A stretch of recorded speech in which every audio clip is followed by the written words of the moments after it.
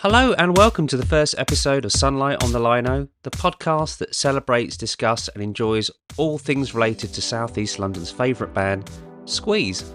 On this episode, I'll be reminiscing about this great Squeeze reunion gig of 2007, and we'll be discussing all elements of Squeeze design with the famous, wonderful Rob O'Connor from Stylorouge. I hope you enjoy this.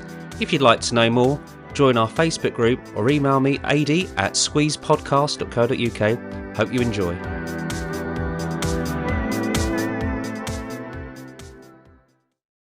Before we bring on our first guest, let's take a trip down the A2 and have a look at somewhere that's related to Squeeze's history.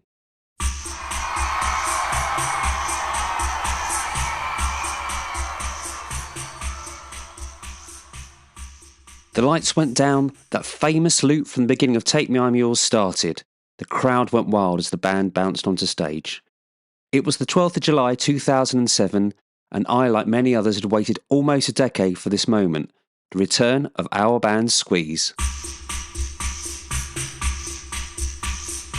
After the fizzling out of their 1998 album Domino and the Chris Difford-less USA tour of 1999, there had only been a Charlton Athletic single that had been released. Squeeze Mark III, or was it Squeeze Mark IV, had emerged. It would take a few years until their next album, From the Cradle to the Grave, came out, but fans didn't care. Squeeze were back, and luckily they hadn't changed. Like the Amersham Arms in nearby New Cross, this is one of those venues that are linked in the minds of Squeeze fans everywhere. However, the Deptford Albany Empire is a special and fantastic place, as not only was it a Squeeze gig venue, it was a Squeeze musical venue. In 1983, the Deptford Albany Empire hosted Labelled with Love, a jukebox musical based on the songs of Squeeze. With tickets at the time costing £2.50 and the promise of bar, food and dancing after the show, it sounds like a great night out. In 2019, Chris Difford told the Lewisham Ledger newspaper, quote, "It ran for 3 months and sold out all the time. Tim Rice came down to see it and enjoyed it very much. It had legs and the possibility of moving on, but I don't think we had the oxygen for that at the time. It needed a bit more tweaking from a writing point of view. It was all set in the pub and was very South London. I don't know whether it will be successful today, but I'd like to see it work now." End quote. I hope you enjoyed that trip down memory lane, and we're going to go back even further now, all the way back to 1985, with Rob O'Connor from Stylorouge. Rob O'Connor is pop music royalty. You will have seen his front covers, you will have seen his posters for films, and you would most certainly have seen everything he's done with Squeeze. That includes album covers, tour brochures, tour posters, and all the memorabilia. I was lucky enough to get to spend some time with him and his lovely dog Harvey on the Kent coast in November. Here's an interview with him, and I hope you enjoy it. Yeah, I'm Rob O'Connor. I have a company called Stylorouge, which I've had since 1981. And I am a designer, creative director, photographer, video maker. What other jobs you got going? Wow, that's a long list. Well, I mean, it's just, it happens sort of organically, as jobs come in, especially as budgets went down, actually, strangely.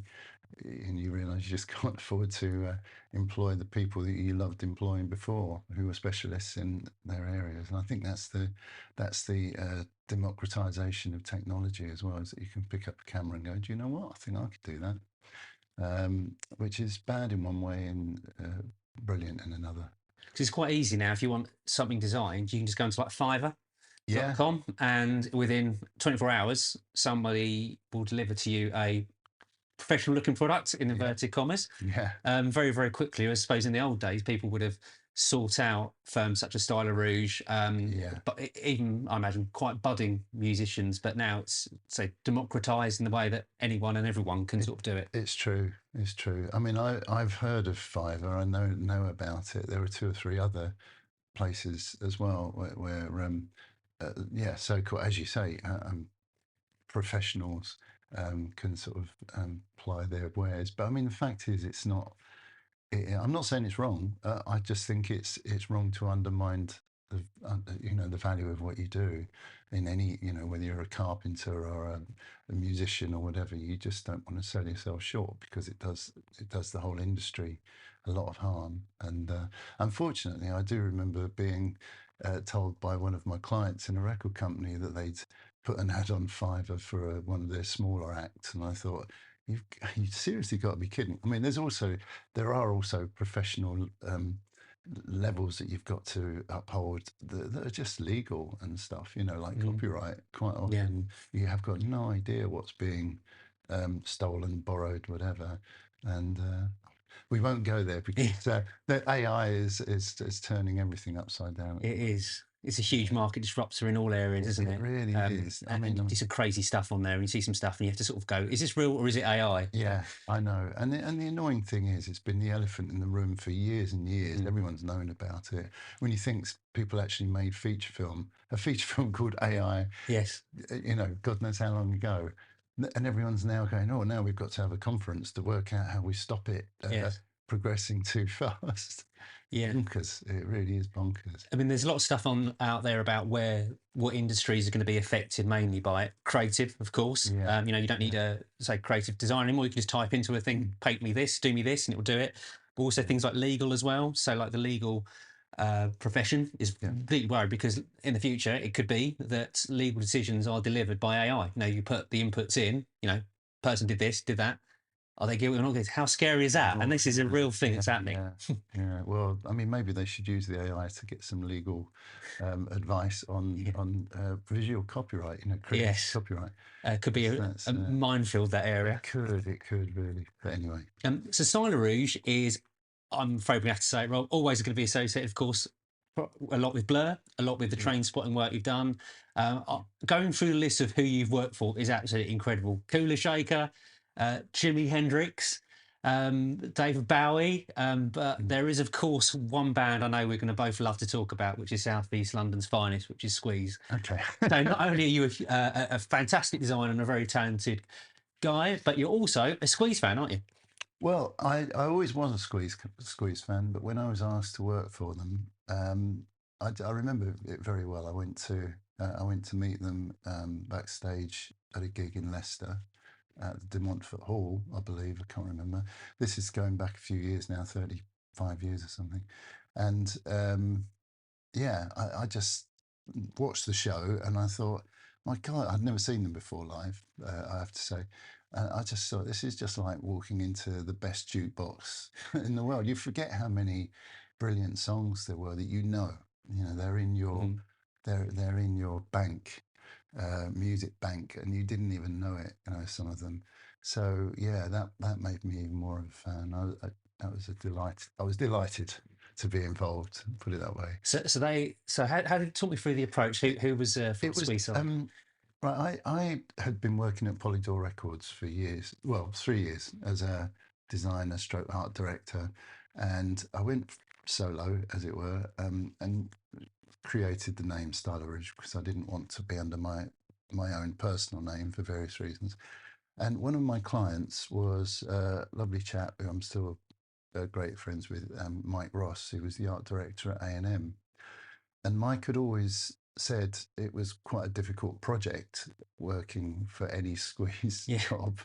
And he'd been through their real purple patch, their early years when, everything, especially in the UK, everything seemed to just work commercially and critically.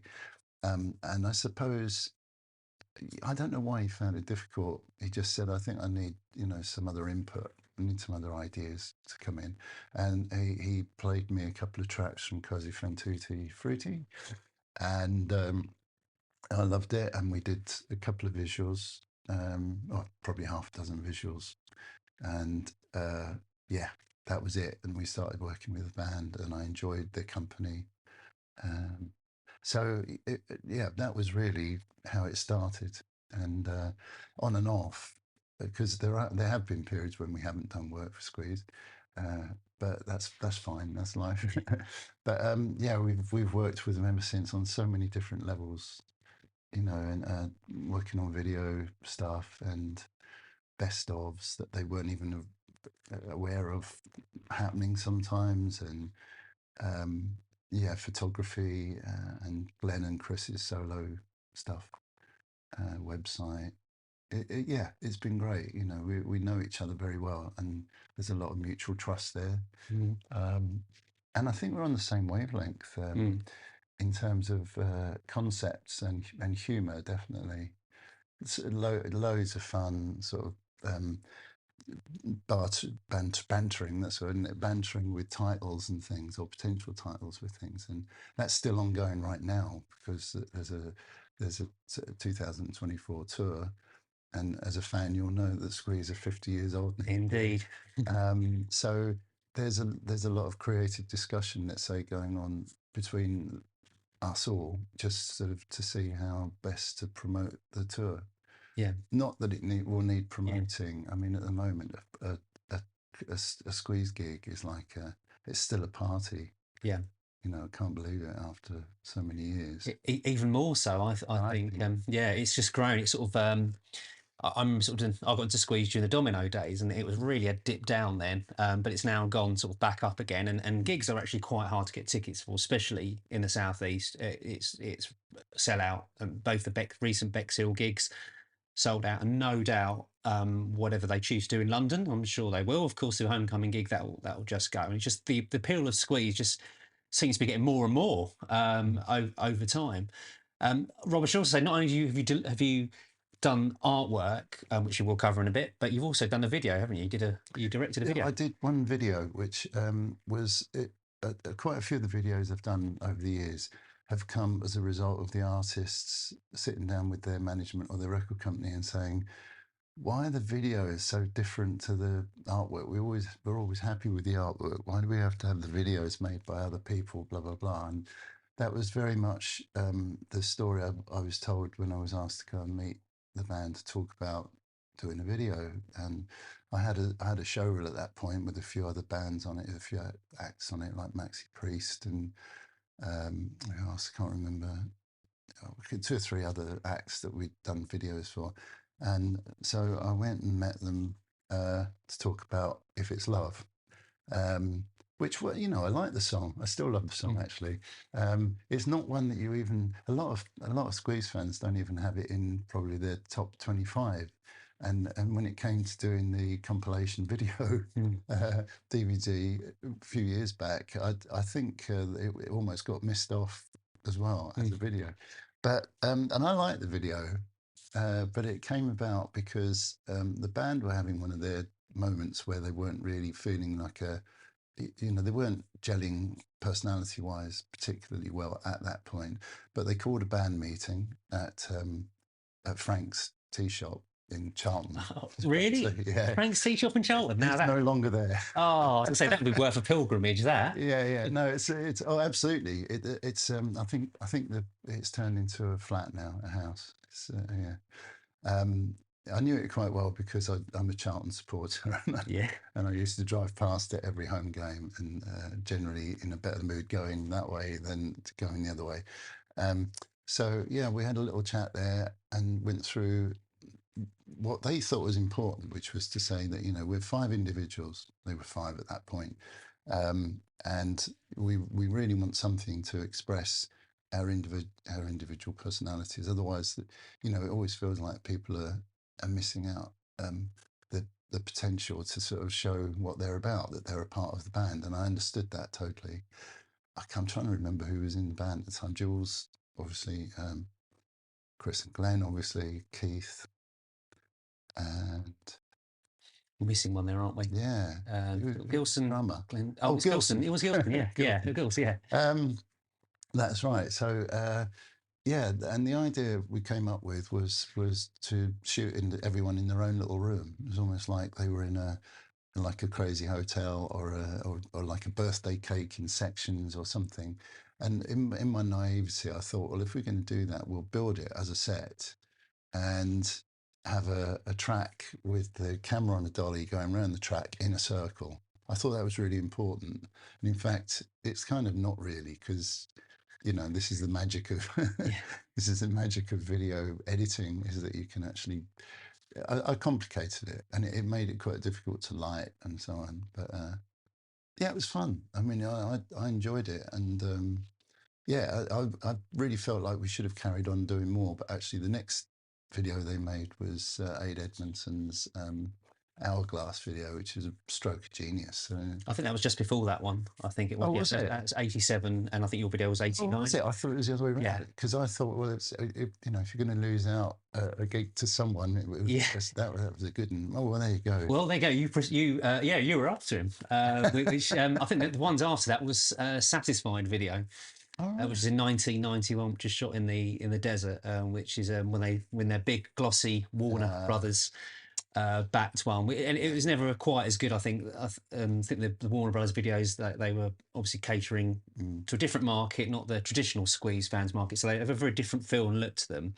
I mean, I particularly like your video just because it's a bit more of an honest Squeeze video. It's not just a boring performance video, you know, them at a festival. It's actually, there's a bit of thought to it. There's a little bit of narrative. I mean, you've got Jules Holland's Hot Banana Lover Room, I think, at one point. Oh, that's right. That sounds like an album title of one of these, doesn't it? It does. Yeah. Yeah.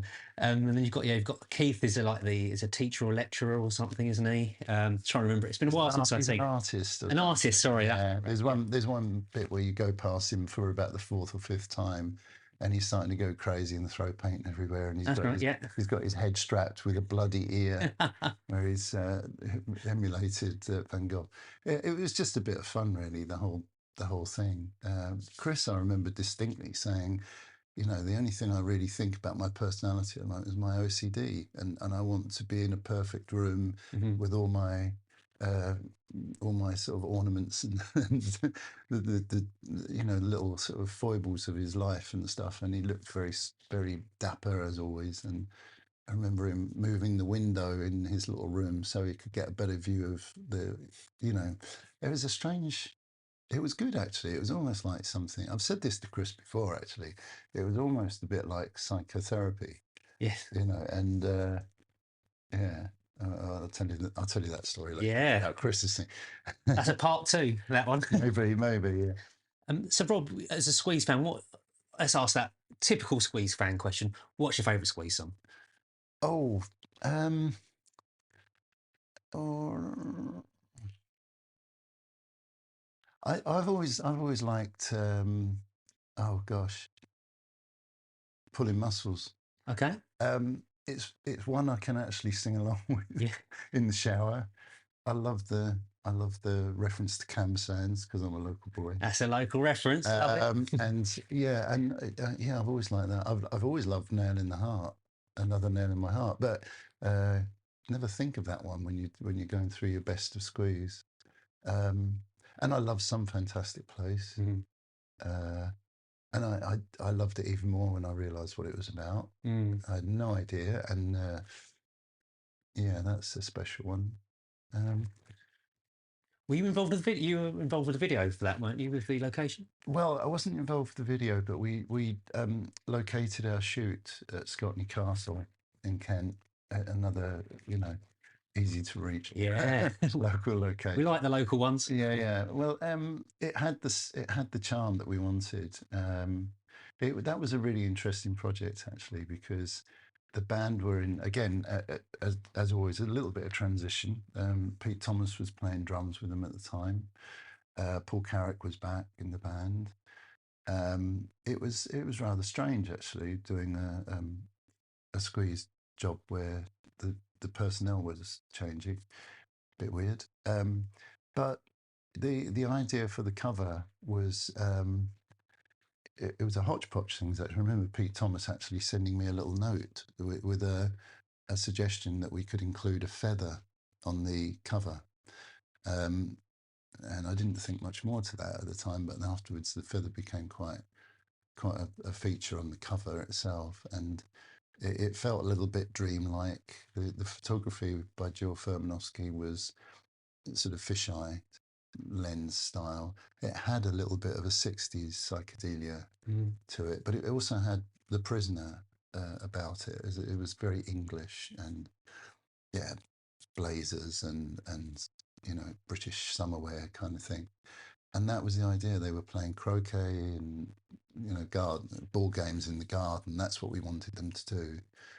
And we needed that setting, or a setting like that. And the lovely thing with Scotney is it's got like a fake castle in the middle of a moat. Scotney Castle itself, as you know, is probably just a lovely house. but someone in their infinite wisdom built the Folly, which is a very damp, rotunda in the middle of the moat, and that's where we centered the shoot. And I gather that what happened was the shoot was liked very much, and then whoever made the video decided to use the same location, same styling, what have you. So, and it's very much sort of open to the public, Scotland Castle, if you wish to go and recreate a Squeeze video, as I made on a few occasions. yeah. Gone and done that. It's still there, and it's got that very nice that old English feel to it. And as you say, there's almost like a folly, isn't it, at the bottom of the valley, down from the house, and that's where it is. You go there and you go, "What? This is the bit where Glenn was playing guitar," and he walked down. He really does showcase off that beautiful place. So, if you don't mind talking us through how you work with Squeeze and in your considerable background with work with them, all the way from Cosy Fan, Tutti Frutti, all the way up to Frank, where there was a break. Then you're back with Some Fantastic Place and Ridiculous. Then there's a break, and then you're back with From the Cradle to the Grave and then Knowledge. Have I got that right? We didn't do Ridiculous. Oh, you didn't do Ridiculous? No. No, we won't talk about Ridiculous. Yeah, We didn't I'll edit that bit out. I've obviously got my research. No, that's all right. That's terrible. Excuse me. The way it worked originally was that the brief usually came from the record company, or at least it did for the first sort of 6 months to a year. Following that, it was much more of a direct relationship with whoever was managing Squeeze at the time. It's been although the management's changed, when they are in place, it seems quite a solid relationship, and always has been. And at the moment, we have a lovely relationship with the band's management and the band members. So it's always, Chris and Glenn are always involved in everything quite clearly, and especially when it comes to not so much concepts, because although occasionally one or other of them might say, "Oh, we want to consider this as an idea," it's generally that they're coming up with titles for an album, and that's, I know, one of your favourite albums is Frank, and I don't want to speak all the time about Frank, but I remember distinctly going to a meeting with them. It might be where they were mixing the album or something, or rehearsing it, I don't know. And Miles Copeland was managing at the time, and he was in the room, and it was getting quite hairy, because the discussion went so quickly about what should we call the album, and somebody asked the question, what year is it for car registration? At the moment it was F. So they said, well, next year will be G when the album comes out. Let's just call it G Reg. Hey, G Reg, as a kind of expression.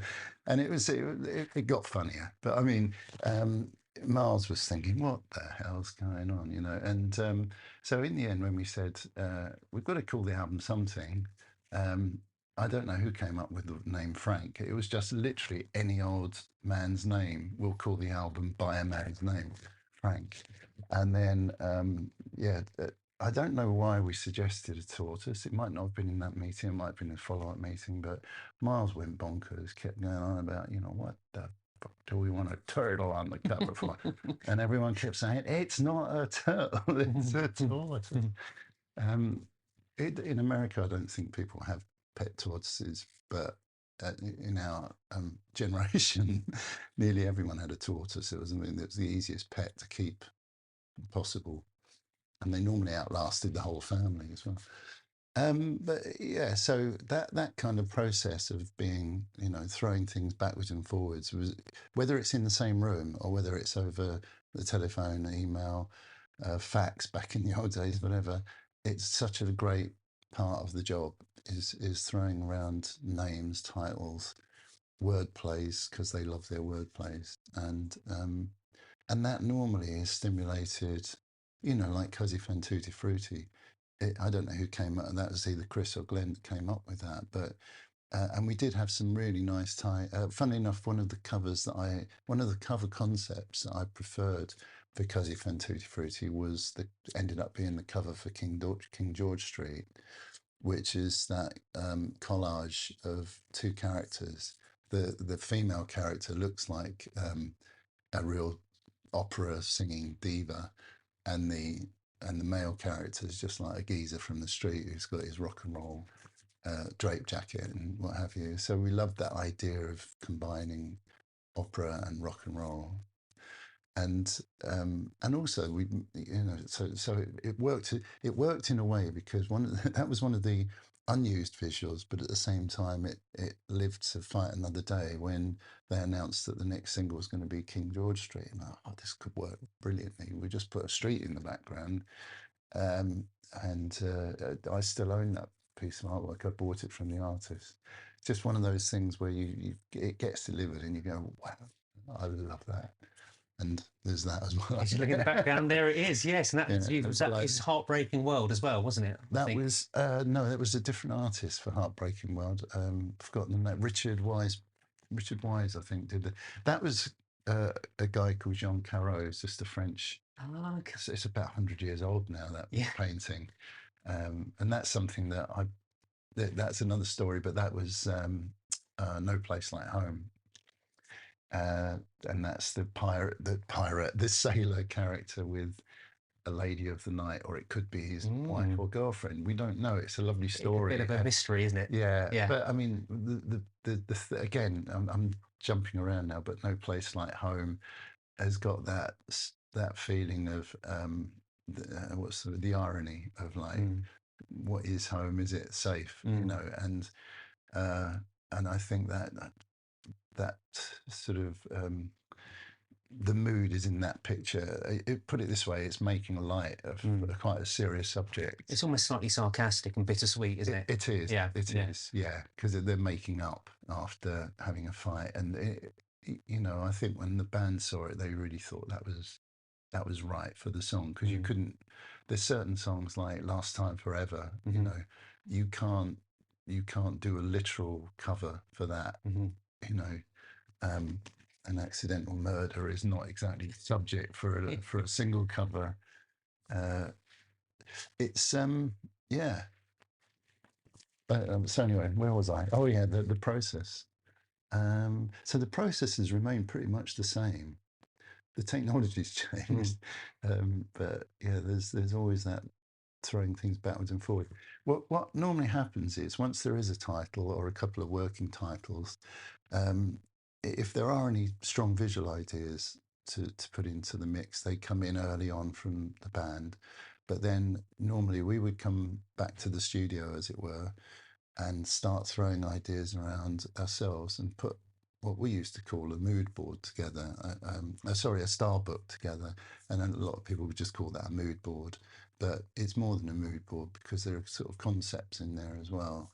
And they could just be ideas, sketches, alongside photographs or images, for painted images or something that suggest a style that we think it would work in.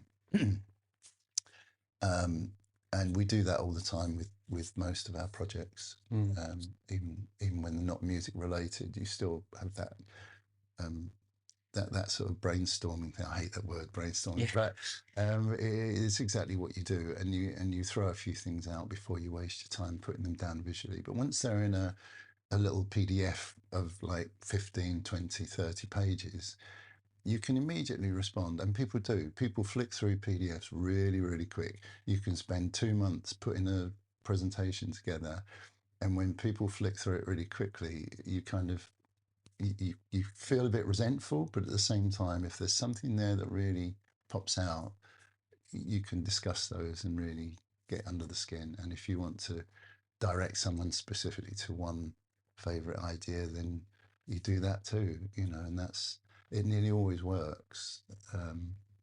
That approach, we've done that so many times with Squeeze.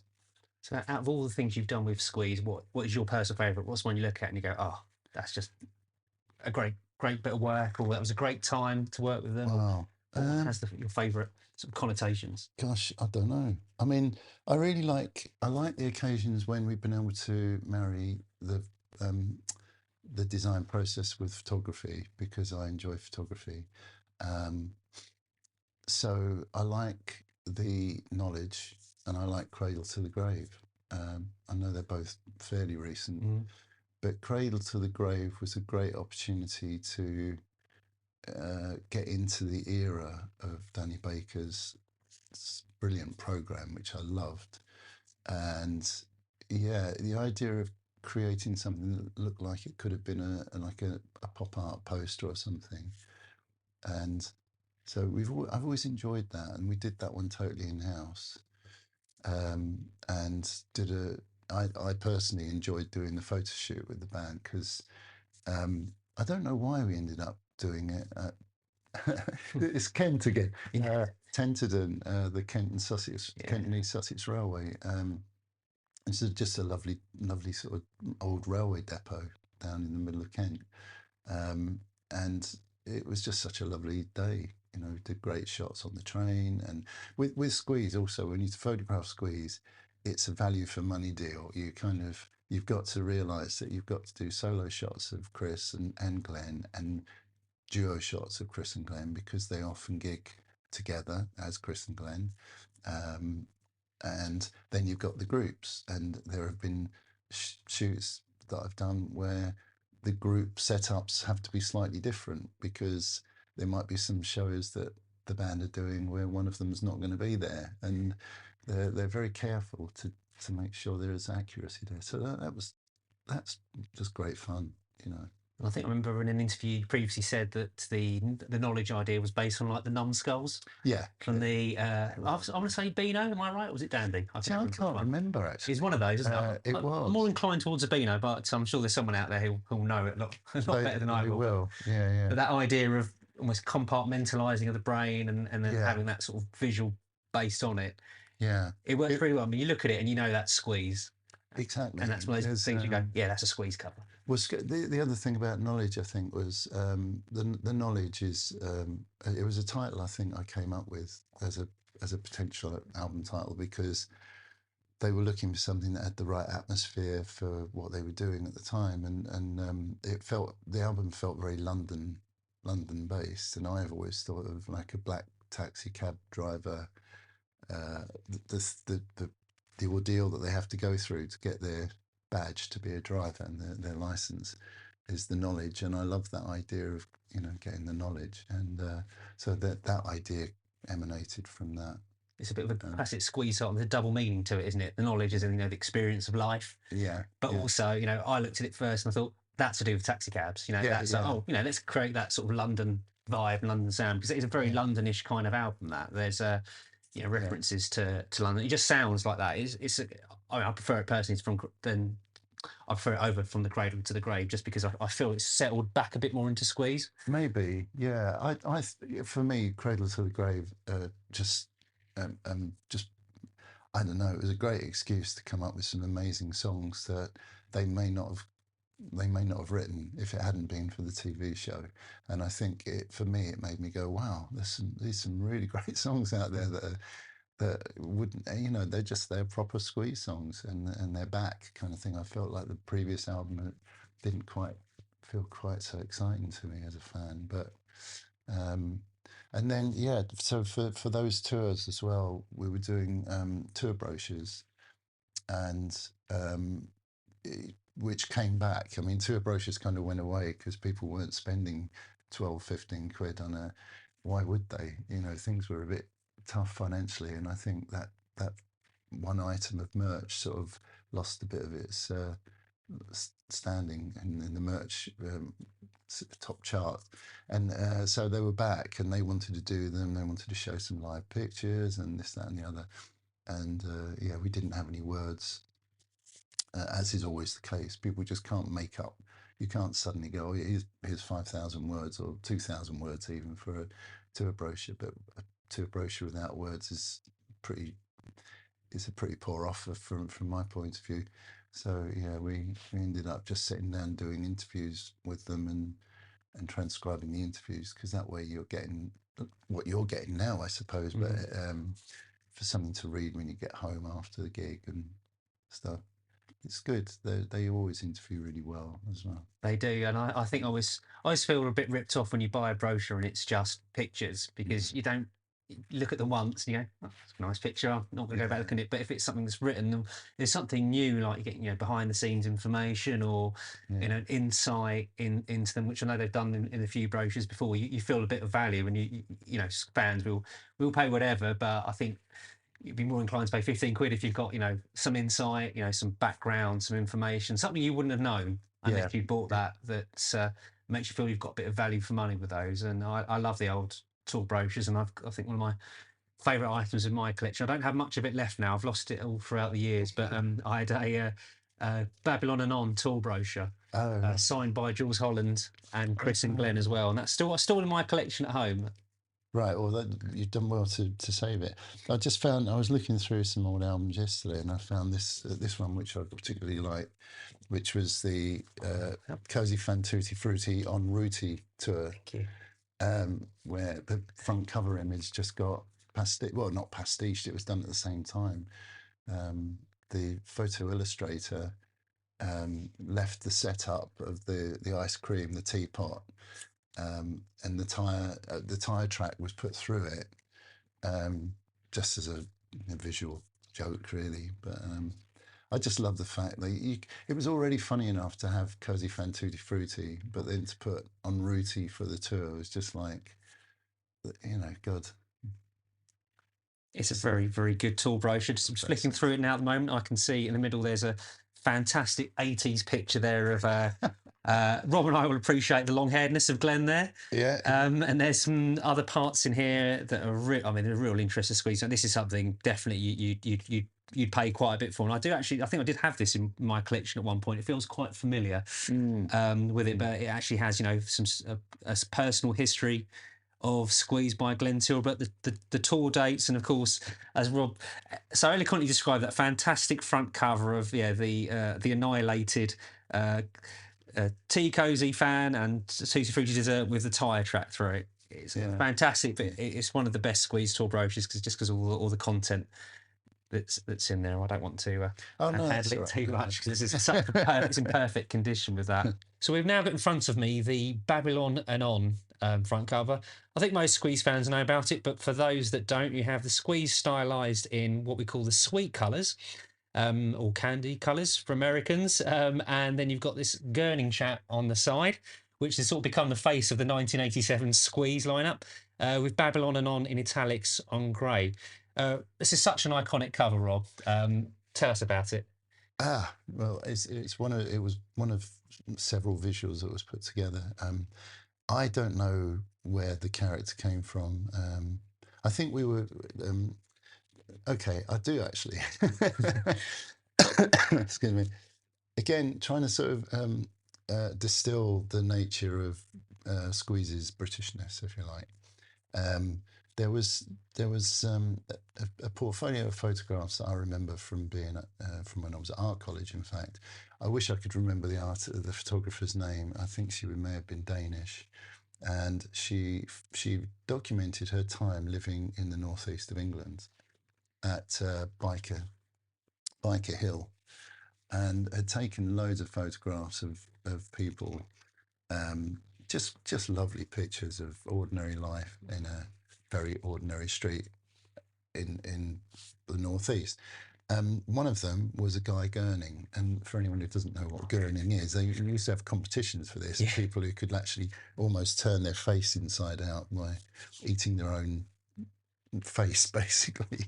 It's a lost art. it is a lost art, and we found that picture, and I contacted the photographer, and I showed it to the band, and they liked it. So I contacted her. In those days, it wasn't that easy. You couldn't just get online and Google someone. So having tracked her down, she very nobly and politely declined for us to use the picture. And it was on the basis that she'd photographed these people in good faith. They were her neighbours and friends, for goodness sake, and didn't really want to exploit them. The fact is, she probably hadn't asked them to sign model releases either. But so we then gave ourselves a bit of a dilemma, because we'd had a picture approved that would have been a front cover image, but we couldn't use it. So we had to find other versions of it, and it amazed me how many pictures of Gurners we found. And the fact that this guy's wearing a flying helmet with the flaps, flapping out as well, added to the humour. And yeah, so that was the story of that, and we weren't sure whether to go full bleed on it and make it like it, which I think may have overplayed the comedy. I don't know. That's always a danger with Squeeze. Is that everyone loves a laugh, and they know that Squeeze have got a fantastic sense of humour, but there is a danger that you can tip the balance towards novelty, and that, for me, I've never thought of Squeeze as being a novelty act in any way whatsoever. Some serious messages going on in the music. So yeah, back to the Gurner. We found this picture, and as it was black and white, we wanted to inject some colour into the cover. So for the first time, we came up with the idea of the Squeeze logo being in each letter being in an individual colour. And I'm pleased to say that Squeeze themselves came upon the idea a few years ago of resurrecting it, and it's still used occasionally for various things. And it's on the last Food for Thought tool. It's still there, yeah, and it looks fantastic on a white background. Yes, it's beautiful. Pops out. Yeah, it's got that sort of quirkiness, that fun to it as well. But yeah, it's I think also. We're in this market now. I think retro obviously sells. It's always sold, but it plays on that sort of sense of nostalgia as well, isn't it? And it's that for a lot of Squeeze fans, that was kind of a golden age, especially fans in America. So I think for Squeeze, it makes sense to bring that back and bring up those nostalgic feelings. I mean that in a good way, of course. Nostalgia is a good thing. People think it's just it's a gimmick. It's not. Squeeze are not gimmicky, as you say. They're a very serious band. But fun and playful as well, and do tap into that sense of nostalgia. I like it. I missed out on that. I was too young to do it. I want to be part of that Babylon and on fun stuff. Yeah, no, it was good fun. I mean, it backfired on us a little bit, I'll be honest, because the campaign got bigger and bigger, and the record company started adding street posters and things they didn't imagine they might need for the campaign. I think it was just to do with the popularity of the band and the fact that there was a demand for the album and stuff. And we ended up licensing the final image from a picture library who didn't take too kindly to us adding one more poster to what we'd agreed in principle to pay for. So we did get a bit of a caning from them for quite a lot more money actually, but that was a learning curve. And I remember on that album we finished the album artwork, and the band hadn't got a photo shoot as usual, and they were flying out literally that week to do some gigs in the States, but they were flying out to LA, and I just thought, okay, well, I can help them here. I'll get my mate Nels, who's a photographer in LA, he was at the time, to see if he can put them in his studio and do a couple of hours shots. And that's exactly what happened. They flew pretty much straight from the airport to his studio to get some shots done and out of the way before they went on to the tour. And that seems to be the story of Squeeze's life photographically. Just getting them together for a shoot is it's easier now than it used to be then. And we were talking briefly earlier about Frank. Same thing happened with Frank. There were no group shots on Frank. So on the back cover, there are passport photo strips. I'm only saying this because we'd said it earlier. And it wasn't down on tape. But they were all everyone in the band was told, look, you've blown it. You've not managed to get a photo shoot together before you go off on tour again. So we need you to supply your own images. And everyone did, and everyone chose to go to various different, as you pointed out, various different passport photo booths, except for Jules, who actually either couldn't be bothered or forgot or whatever. So his picture is missing, and we just put a little line of type underneath it, which says Jules was on holiday. It's not the first time Jules was absent for a shoot. No. For 8535937, the video, there's a cardboard cutout. Oh, that's right. Of Jules is going along. And actually on 8535937, I asked you because we've recently done a quite extensive look at that song in particular. I'd like to say about the cover. Do you remember the cover for 85359? Yeah, very much so, yeah. It was like a line drawing Yeah, of, yeah. so it's like a sort of a table, and there's That's right. and also a cutout of a telephone with 8535937 written on it, and there's a very sort of a distraught looking line drawing of a person on the front of it. Tell about that one. Well, this was it was a bit like the cover for Hourglass as well. They were drawn monoprints drawn by one of our lovely designers, David Cordeley, in house, who's a very gifted illustrator as well, and he did quite a few things in that style while he was working for us. But that was that was just that was it. We wanted to follow the theme of lots of white from the Babylon and on front cover, and this was one way of doing it. And I think the other one was Waiting Game, which we did actually shoot a scene in a pub for the Waiting Game, which was just a dripping raincoat hanging up on a clothes horse in a pub, in an empty pub, like a jilted scenario, and it was okay. Everyone went, yeah, it's all right. But actually, we ended up going back to the logo. We drew that up with paint and then dropped water on it to make it either look like tears or rain, and so to continue that theme. Oh, okay. That was it. But going back to the Frank thing, there was that little note that said Jules was on holiday. I'm not sure a lot of people would even have read that. It's just that, and they would have just thought it was funny that Jules either couldn't be bothered or whatever. But there's a little thing in here in Frank as well, which I'm not sure if anyone's ever even noticed. Is it "I love you, Big Cos"? Yes, it is. So you didn't miss that. Yeah.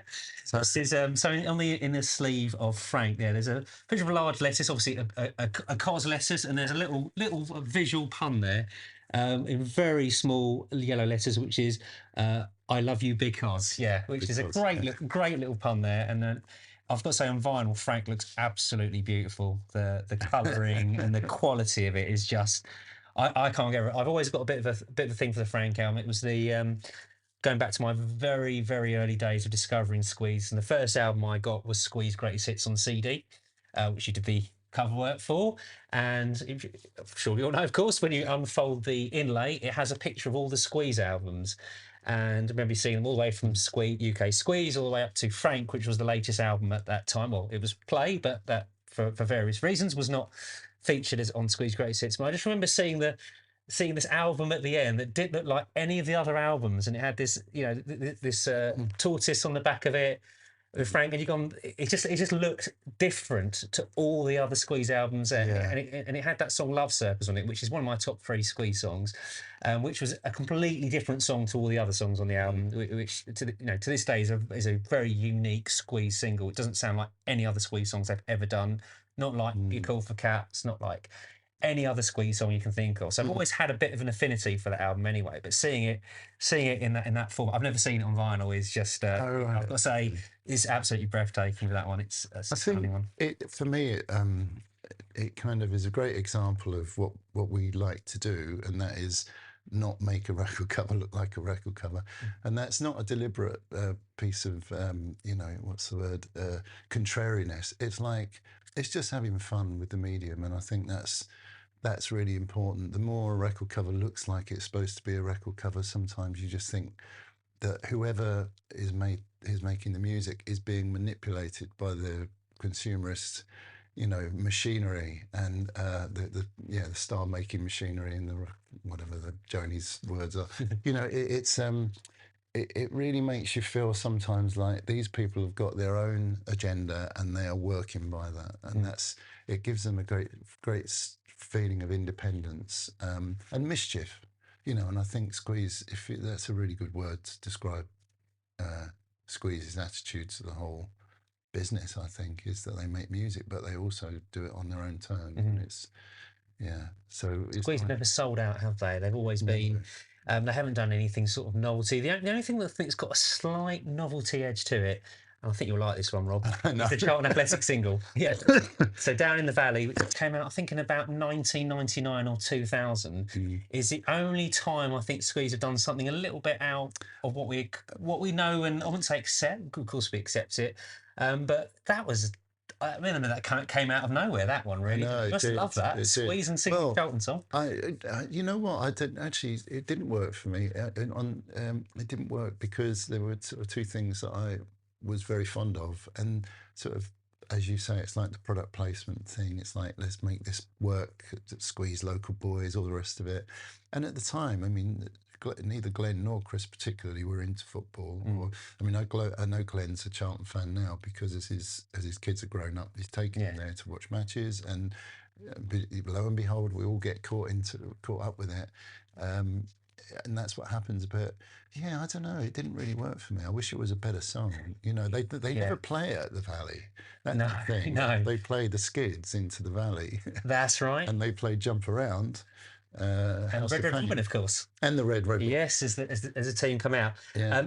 I like there's acoustic version, like a jug band version that Glenn did on that single. That is really, really good. Okay. It's much better. Obviously the single version, if you will, has that sort of drum machine. Yeah. Quite a rough and ready kind of sound to it, almost slightly demo-ish sound to it. But the B side to it, I think it's called the jug band version. I might be incorrect on that one. I'm sure someone will correct me on that one. It's much better. It's almost just it's an acoustic one with just a very basic percussive accompaniment to it. It's very, very, very hard to find that single.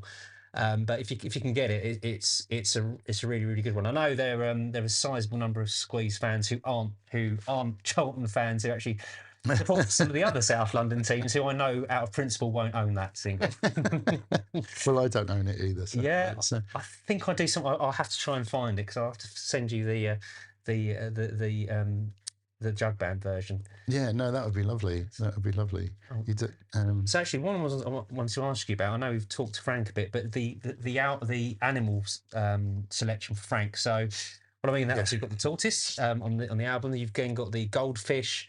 And then you've got the, I'm going to say the birds. Budgerigars. Budgerigars, thank you. On the very, very minimalised, edited version of Love Circles. That's on an extremely rare 3-inch CD single. And I've just got that's right. If It's Love, If It's Love one. So what was the sort of the idea behind the animals? I think it was analogous.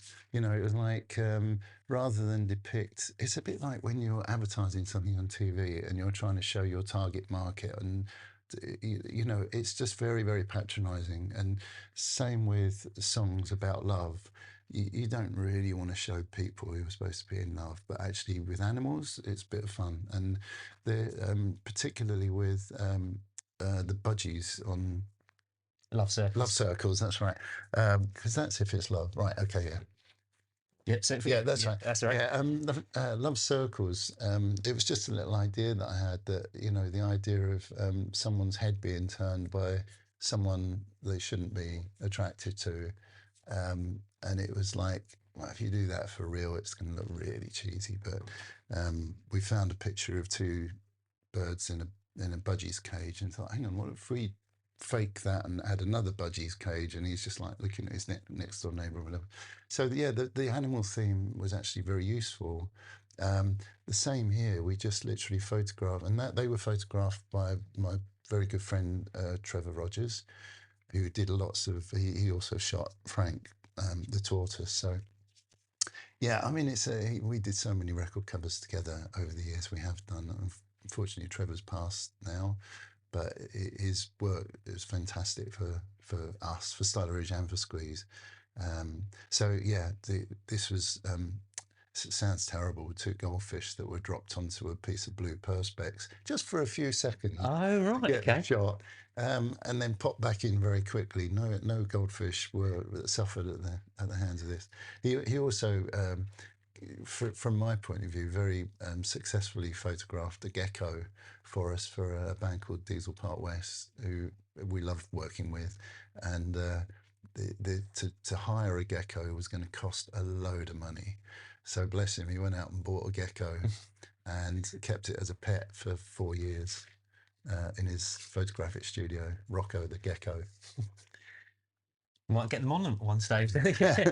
I'll look at these. So we're looking at a classic CD single here. So we're looking at the Call for Cats, but the 1992 reissue. So this was part of this followed on from the Greatest Hits album that was released that got to I think around number 6 in the charts of great. So this kind of brought Squeeze back into the mainstream. But it's a literal front cover here. Which is sort of a 1950s or 1960s housewife opening a fridge. The number 4, and then 2 cool cats. Two little great. I mean, to be honest, this wasn't really our concept, and we were following instructions. The Greatest Hits cover. We did several visuals, but we were asked by the record company to do one that followed along the lines of Cozy Fan Tutti Frutti, the literal, word and picture relationship. And I resisted it a bit. I must be honest. I didn't find it. I just thought, hang on, we've done that one. That's 15 years ago or something. So yeah, having to do it again was a bit painful. And also the original cover for Call for Cats was brilliant. And I personally would have just said, resurrect the original one, which was, I don't know, I think that was Mike Ross again. That was a very popular with Squeeze fans. There's a lot of love for that particular area, and those colours they use as bright sort of pop art colours, the purples and the greens and the pinks. Of course, at the same time this came out, the Cool Cat Pack, which was the limited edition version of the CD single, which was the blue one with the slide out. Exactly. So there's the 2 cats on the side. I think it's fantastic for the reasons that it's on that white. It's very clean. It's got almost like a slight 1950s British Rail styling of lettering to it as well, and it's unmistakably Squeeze, and it's quite interesting because we're just going through. Rob's got his obviously very large collection of all the Squeeze and the solo stuff is gone, and you can just they've got I sound like a designer here. The design language, and the design aesthetic to them as well. When you pick something up, you go, there's Squeeze, and they brought that out a lot in their solo stuff. So like the Chris Difford's solo material was very much like I feel a little bit drawing on Chris's childhood, which he's very open about in his Some Fantastic Place autobiography. And for example, Catch Me If You Can, I'm sure Rob will tell us, but it's a bit like a Penguin paperback.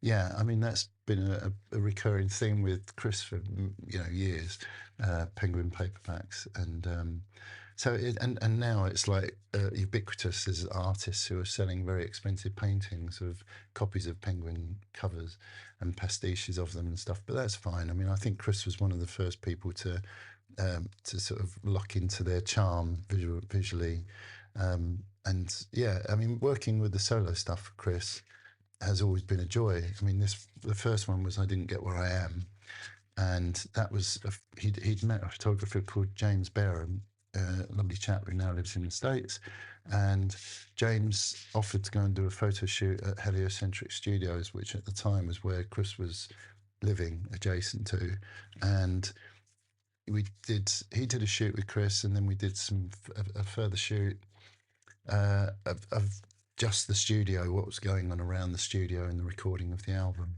And there was a sort of honesty to that cover, which was just literally, here I am, it's me and my guitar, that you're not going to get anything. What you see is what you get kind of thing, which I love about that. And then the next solo Chris album was, I think it was this, The Last Temptation of Chris. And he actually sent me this. I'm gonna tell the story. Whatever. Chris said, "Look, I've got this idea for this cover. Can I send it over to you?" And I said, "Yeah, sure." And it was a collage of pictures from lovely glossy magazines and Sunday supplements, and it was cars, women, perfumes, booze. It was all the kind of things that are temptations, basically. And it looked okay. I mean, Chris isn't a visual artist particularly, but it looked okay. And he called me up and said, "What do you think?" And I said, "Well, if I'm honest, Chris, it looks like something you do in occupational therapy." And he said, "It was." And I thought, "Oh my God, I've touched a nerve." Actually, it didn't touch a nerve at all. I think he just found it quite amusing that's exactly the kind of thought processes that you go through when you go into that kind of treatment of whatever. And it just felt like that was what it was all about. It was all those temptations. I've seen Chris on documentaries on TV talking about his various stages in his life where he's shown particularly addictive behaviour, and that's why he's so, quite rightfully very proud of his sobriety. And it's just such a victory for him to be at that stage in his life where he's got such a everything. He's got a lovely, great life, and it's because he managed to quell the demon temptation. And so this was really a bit about that. And just out of the blue, for some reason, I thought, God, Chris and Tony Hancock, they're just like it's just like a marriage. It's like a pair. They are the same people. Chris can be very dour, and Hancock was always, that was why he was so funny, was because he was so, he was miserable all the time, but hilariously miserable. And I just said to Diff, what about it? Let's do a photo shoot of you as Tony Hancock. And he went, oh, I think I love it. I sent him a little mock-up, putting his face under Hancock's hat and what have you. And I thought the easiest thing to do would be for me to shoot it myself, because that way, if it all went wrong, we've got through it, and we've not wasted lots of time, money, and what have you. And just did it in my old studio at home. Set up this little retro-looking display behind him with bits and pieces of camera equipment, and again pictures of women, and this Las Vegas calendar, and it's just real old-fashioned. Oh, there you go, got an intruder. That's apologies. The Squeeze fans found out that there's an amazing collection over here, and there. Yeah, that's Harvey. Yeah. Just saying how much he loves this album cover. It's a great. I remember at the time of the tour, I was telling Rob just before we were recording. I remember Chris sort of saying, there's a picture of a very old, miserable man on the front of it. What I like about it is there's a slightly unretro touch to it, because it is obviously a very retro. The airbrushing effect on there gives it that sort of 1950s, 1960s look, which is consistent throughout Squeeze. But there's an iPhone on the front of it as well. That was Is that deliberate. deliberate? Well, Yeah. when he was being sort of, when I was focusing and lighting and all that kind of thing, he was constantly checking his phone for messages and whatnot. And he started to put it out of the way. And when I started shooting, I said, no, just leave it back in shot. This is the thing that brings it back into the 21st century, really. And it stayed there for the whole thing. The typographic style for it was taken from a sort of vintage, I'd say vintage, like early 60s, late 50s Radio Times cover.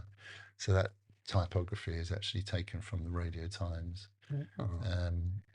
And again, it's the same font that's on the Call for Cats 1992 reissue, and it's little part that says South of England as well. I like that. It's a nice little touch there. You know what? That's not Futura. It's Gil Sans Bowl for the. So it looks. It is similar. Almost similar, isn't it? Yeah. That's Futura, but that's. Okay. Gil. They are. Broken like a true designer there. You've got it. It's like, the same. No, different fonts. Yeah, very similar. It's very good. And there's even a bottle of alcohol at the back there. Quite unusually, is I'm not a wine expert. I'm not sure what that is. Perignon. Dom Perignon. There you go. Yeah. There you go. So a very expensive, champagne there, isn't it? We're there as well, and a cup of coffee there. And this is a particularly great album. I love the song Reverso. Oh yeah. Which is, as Chris will say, is the best song about a vasectomy that's ever been written. Might not be his exact words, but there's something. He's very proud of that one, and that is a classic one. Yeah. That's the highlight of the album for me. This one. It's one of those albums I look at and go, I've got to listen to this one again. And like Battersea Boys, there's a really nice story about how he met someone in I think possibly in a hospice. Yeah. And he told him his life story, and he's written on that as well. And you've got Broken Family, which I think is very sort of introspective look at himself. And Fat as a Fiddle, which was probably the nearest to a single that we got on there. Oh yeah. Very, very funny song, that one. Still gets a laugh when he plays it. I'm not sure he meant it to deliberately funny, but it has some typical Squeeze kind of humour in that one. Well, I think that's the thing about Chris's songs, is that it's an open book. All his songs, and in fact his posts on Instagram, it's he really wears his heart on his sleeve, and that's he's unique in that respect, I think.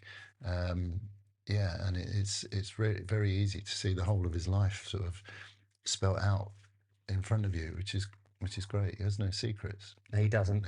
No. And he's, so very, his lyrics are very reflective of what's going on in his life, and you can feel that. And the emotion that comes out for some of his songs. I mean, things like Letting Go. In that, oh God, what a song that is! That can really move you. If you're not in the right place to listen to that, can get to you. And then you've got you've got some of the humorous songs. You've got things like Call for Cats that are just funny, kind of witty songs. Squeeze are just like no one else, and I think that's why he's doing it for me. Absolutely, yeah. And that's it for episode 1. I hope you've enjoyed spending some time with me. Join me in the next couple of weeks where we'll be speaking to James Griffiths, author of When the Pop Music Played, a book all about the early years of Squeeze. Until then, take care and keep listening to Squeeze. If you'd like to get in contact with me, join us on our Facebook group. Simply search for Sunlight on the Lino or email me ad@squeezepodcast.co.uk.